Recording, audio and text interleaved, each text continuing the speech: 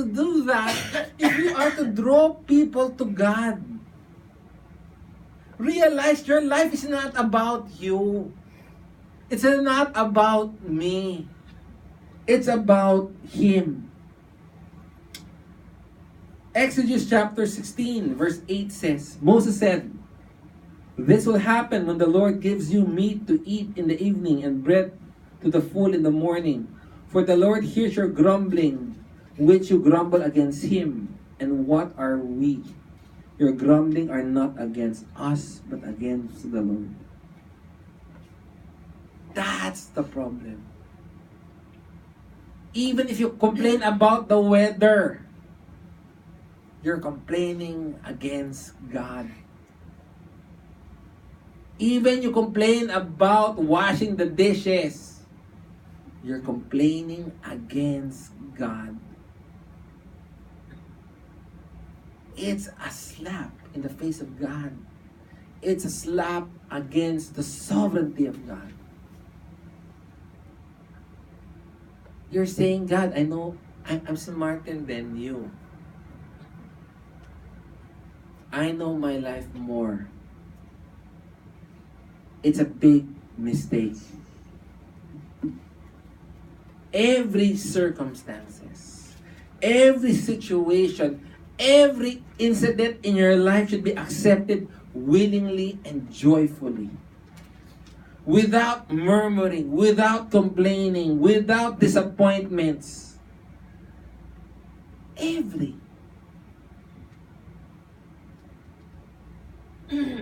Grabe naman, late na naman. Right? I mean, there's a lot of things. You know, I heard this story. Pag newlyweds daw, when you tell the wife to toast the bread, pakitoast, newlywed, nasunog yung bread. Pagbigay sa'yo, sabi mo, ang cute-cute naman, nasunog. Nakikita na pag nasunog yung bread. Pero kung medyo matagal ang kasal, complain na. Sunog na naman. I also remember when I was living with my grandparents for a short while sa States. I don't know how to cook. They tell me to cook. How's that? I don't know how to cook. They tell me to cook. I'm obedient, I follow. So I get a sausage. I cook. Parang langgunisa yun. Basta American sausage, I cook. I serve it to my lolo, my grandfather. He'll eat it. He'll say, "Bobby, hilaw pa." Oh, sorry, lolo. So, I go to the kitchen. I cook it again. I bring out the food. Then he'll eat it. "Bobby, sunog." For some reason, I couldn't get it. Ba't ganon? Either hilaw o sunog, hilaw o sunog. Yung pala, pag malakas ang temperature, ganon. Either hilaw siya o sunog. Dapat low heat.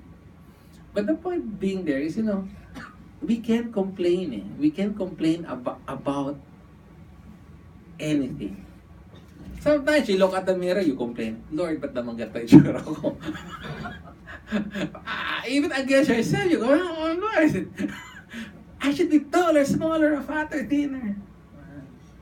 We complain a lot, but not realizing that when we complain, we're complaining against the Lord. Please go to Philippians chapter 4, please. Philippians chapter 4, verse 11 and 12 says, "I have learned to be content in whatever circumstance I am. I know how to get along with humble means, and I also know how to live in prosperity and in every circumstances. I have learned the secrets of being filled and going hungry, both of having abundance and suffering need." That's Paul. Learning contentment. Learning to accept I keep on telling my kid, "Anak, we play the cards that's dealt to us. we don't complain.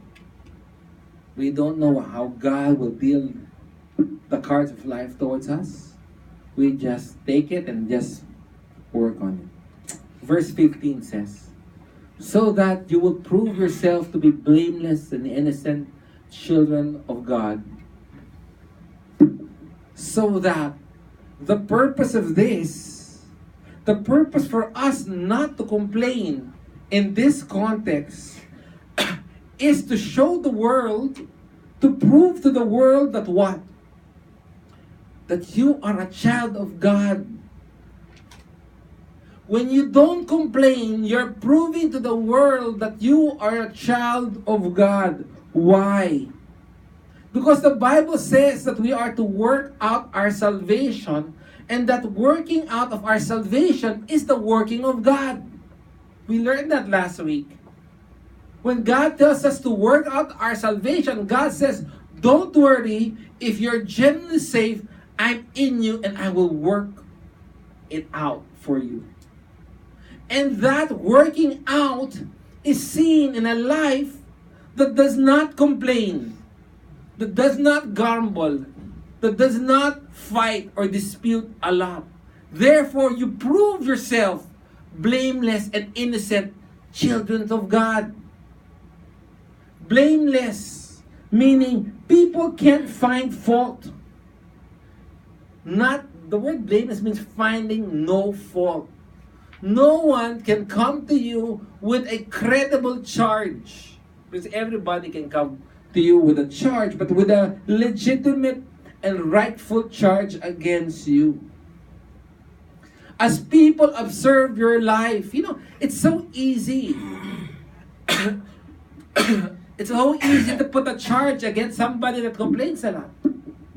The mere act of complaining and grumbling is a sin. Right? Our life should be like that of Daniel. Wherein it was said of him in Daniel chapter 6 verse 5, and I read, we will not find any pretext against this Daniel unless we find it in connection with the law of his God. They said, we can't find anything wrong. He is blameless. Innocent, what innocent means there is without mixture. It's described of wine. Yung ibang wine kasi has halo. Madaling halo ng tubig. Sometimes the metal also is, the alloys are mixed. Sometimes nowadays, if you go to the palengke, the bigas has what? Bato. To make it heavy, like you buy a sako. Here, your life will be blameless and innocent, meaning even your motives are pure. What does that mean? When we grumble, when we complain, our motives are not pure. Our motives is not blameless. Because it's really selfish. No matter how valid you think your complaints are, that makes you not above reproach. That makes you guilty of sin.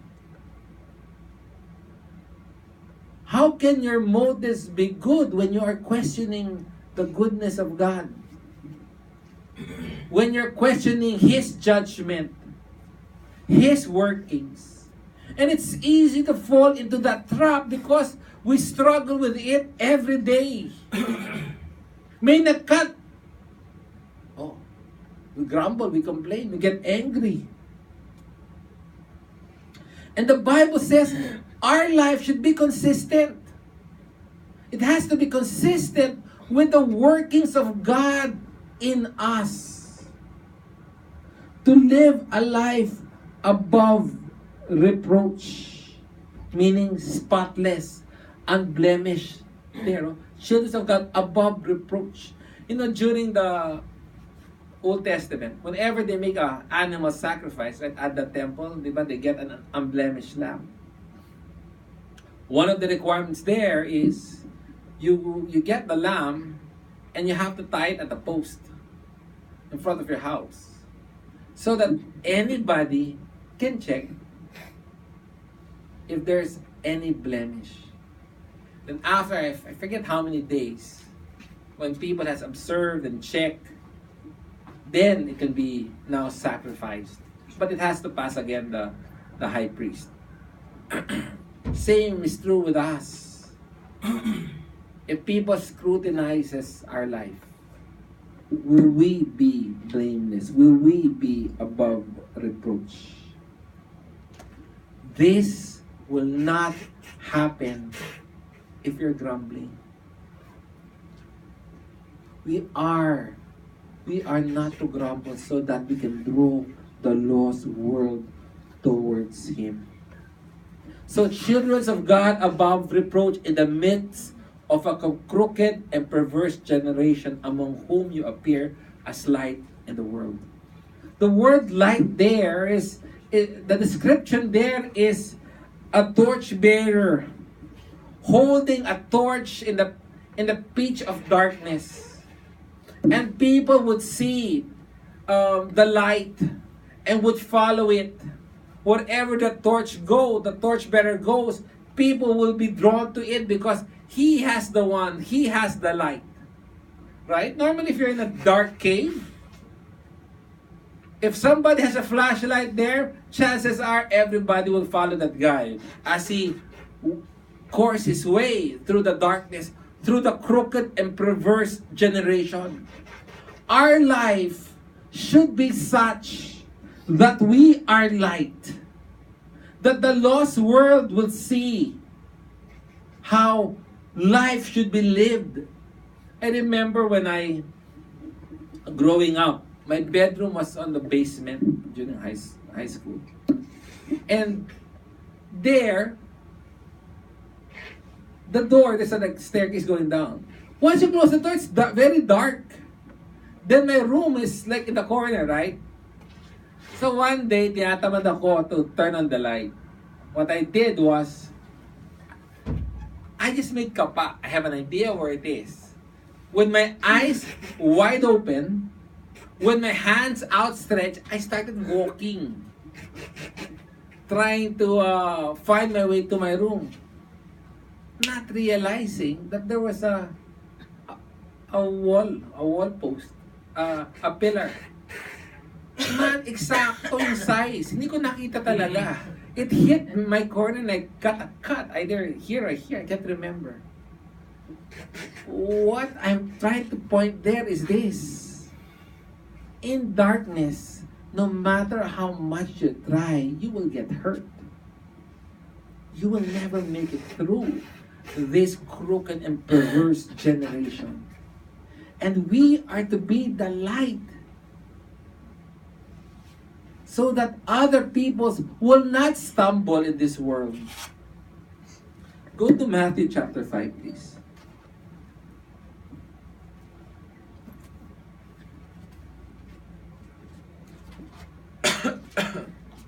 Matthew chapter 5, verse 14 to 16. It says, "The light of the world, a city set on the hill, cannot be hidden. Nor do men light a lamp and put it under the peck measures, but on the lampstand, and it gives light to all who are in the house. Let your light shine before men in such a way that they may see your good works and glorify your Father who is in heaven." There was this kid who attended a Sunday school, a Sunday service. After the service, the kid had a perplexed face. And the mom said, "Son, what's wrong?" "Mom, I couldn't understand what the pastor was saying." "Why? What did the pastor say that you don't understand?" "Well, Mom, he said that God is big." "Right. Oh yeah, what don't you understand?" "Nothing, I got that, Mom. And he said that God is bigger than us. Way bigger." the mom said, yeah.